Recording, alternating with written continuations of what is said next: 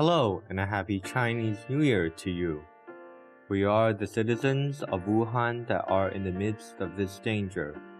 What I find intriguing is that I was born in 2003, the year of SARS, and here I am again witnessing the cousin coronavirus. Have you ever experienced the feeling of being isolated? Have you ever seen a city of 10 million people being sealed inside overnight? Have you ever isolated yourself? I think you may be confused and puzzled. Maybe you haven't realized it. Or maybe you realize that we are experiencing a small but huge historical event, a long river of human history. An outbreak of a new type of coronavirus. As residents of the origin of this epidemic, we hope to share our personal experiences from the core of the epidemic with you.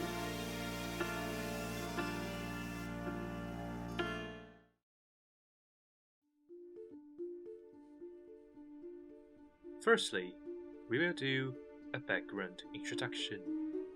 It all started from December last year, when the coronavirus was detected from the South China seafood market. The virus spread quickly in Wuhan and expanded due to the heavy traffic during Chinese New Year. If you wonder why, it is traditional for Chinese to go back home to celebrate New Year together with their families, because Wuhan is a city with a large floating population. Many people from other parts of China left Wuhan to return to their hometown before New Year. A lot of Wuhan people also left China because it is very common to travel abroad during Chinese New Year.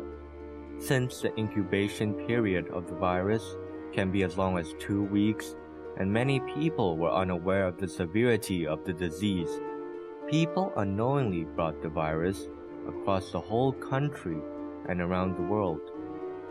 2019 new coronavirus is a new type of lung disease, different from SARS and MERS. Research teams from WHO, China, Australia, and other countries are carrying out fundamental examinations of the virus. The outbreak started at the beginning of January, when most people were insensitive to the warning of the outbreak and were still working and living normally. However, when an outbreak developed to the 21st of January, the accelerating growth of the virus brought panic and anxiety to our city. People chose to go to other places to avoid the infection, but this has increased the flow of the virus throughout the country. In order to prevent the continuous growth of the number of infected people, the Wuhan government has sealed the city and restricted public transport to prevent the spread of the virus with the most stringent means, which is why our local residents have to conduct a daily self-isolation to reduce the risk of virus transmission. Since Wuhan was sealed on January the 23rd, a day before New Year's Eve, it was actually quite painful for lots of Wuhan people, as they were unable to return and reunite with their families. The feeling is similar to being unable to see your family on Christmas Eve.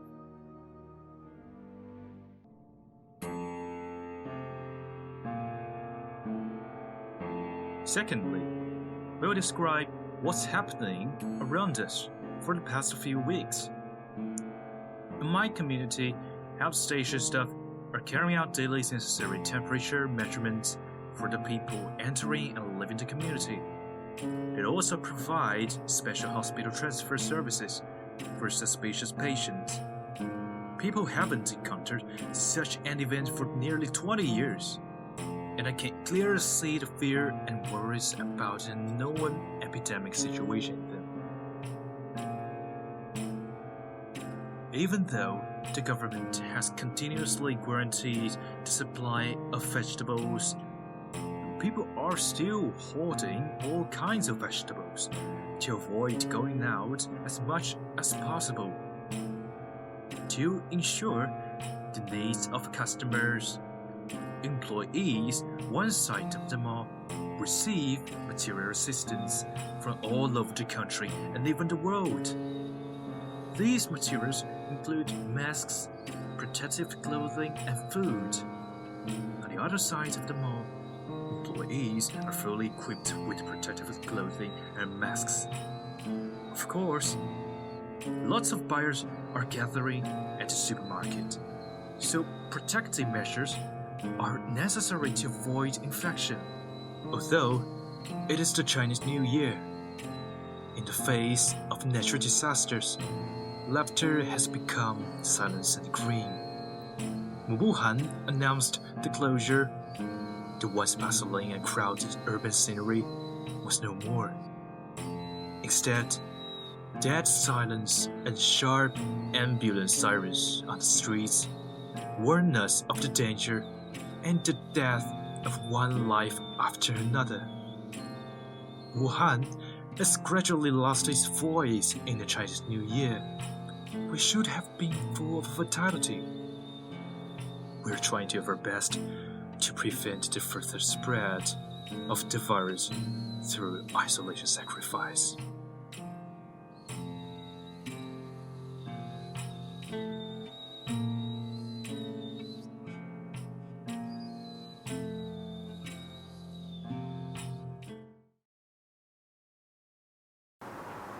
So this is my apartment. Let me show you around a little.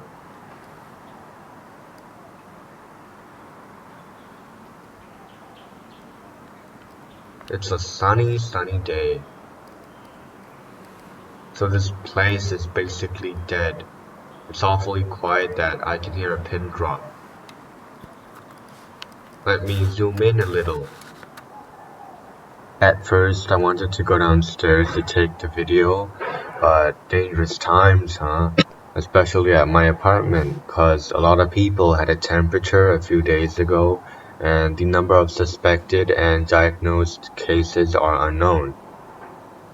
And it's not a good time to be a burden for society. So, here's how it goes.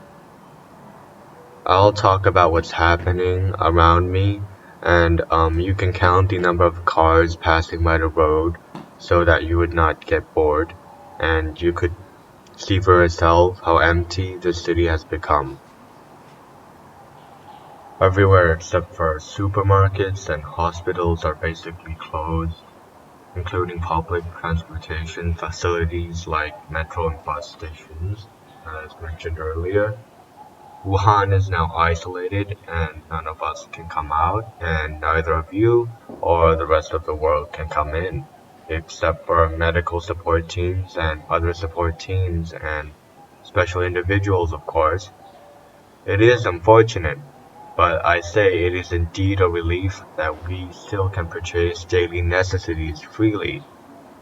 I'm currently in crisis, as one resident has caught the virus and 3 suspicious residents have been taken away by men in protective clothing. But what's heartwarming is that the community has provided 5 free breathing masks for each family, and it's securing that there are men out there on duty at the gate to check the temperature of the people coming in and out, the same happening at my friend's apartment. What I also find securing and also intriguing is that there are government drones above my apartment that advocate people to go out less and ensure that everyone outside has worn their masks. Additionally, people are singing songs of patriotism together by their windows and together pointing their phone lights at the sky to light up the dark. The coronavirus infection has reached its climax in Wuhan, but is still insidious in many parts of the world. We will share our experience with you, hoping that it would help you if you need any. I would recommend wearing breathing masks at all times when being outdoors, because it is a very simple and effective way to prevent others and yourself from being infected. Protecting yourself from being infected is also protecting others from being infected, as you would prevent the virus to spread through you. In addition to wearing breathing masks, try to keep distance from others as much as possible, and especially avoid going to crowded places. If you become ill or injured or are not suspected of coronavirus infection, don't go to the hospital as far as possible, because you might catch the virus there from the patients of the disease.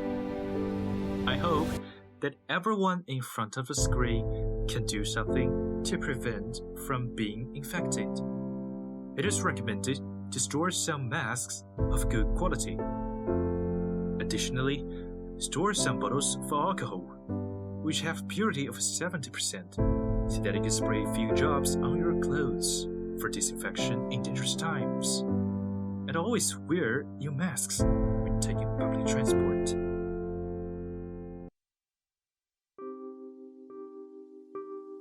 As I have lived in Wuhan for more than 10 years, I am very sad to see the disaster of the Chinese New Year.